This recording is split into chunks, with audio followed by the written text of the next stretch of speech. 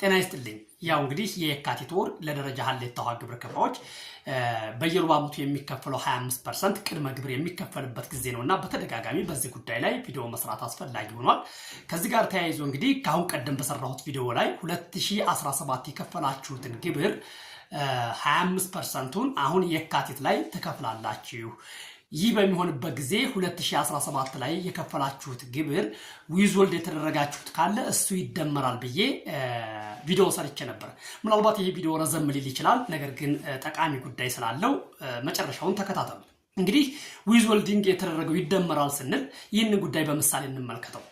ለምሳሌ 2017 አንድ ግብር ከፋይ 100 ሺህ ብር ነው ግብር የከፈለው እንበል።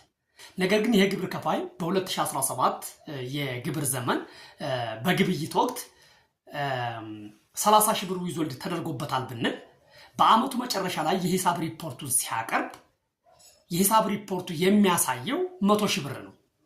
ሰው ለገቢዎች 100 ሺህ ብር አይከፍልም። ምክንያቱም ቀደም ብሎ 30 ሺህ ብር ዊዝወልድ ስለተደረገ ለገቢዎች የሚከፍለው ስንት ነው? 70 ሺህ ብር ነው ማለት ነው። 70 ሺህ ብር ነው ቀደም ብሎ 30 ሺህ ብር ዊዝወልድ ተደርጎበታል። በአጠቃላይ 100 ሺህ ብር ነው። ስለዚህ አሁን የካቲት ላይ ለምትከፍሉት ቅድመ ግብር 25% የሚሆነው ስንት ነው ማለት ነው? 70 ሺህ ብሩ ሳይሆን 30 ሺህ ብሩ ተደምሮ 100 ሺህ ብሩ ነው።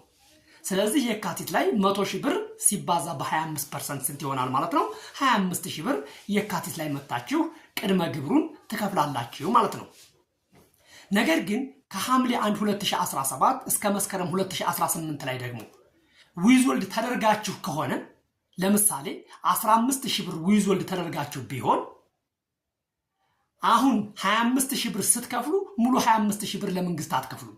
25 ሺህ ብር ሲቀነስ 15 ሺህ ብር ስንት ይሆናል?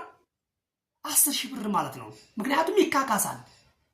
ዊዝወልድ ስለተደረጋችሁ በእነዚህ በሶስት ወራቶች ውስጥ በሩብ ዓመቶቹ ማለት ነው ከሐምሌ 1 2017 እስከ መስከረም 2018 ባሉ ሶስት ወራቶች ውስጥ ዊዝወልድ 15 ሺህ ብር ከተደረጋችሁ 25 ሺህ ሲቀነስ 15 ሺህ 30 ሺህ ብር ለመንግስት ትከፍላላችሁ።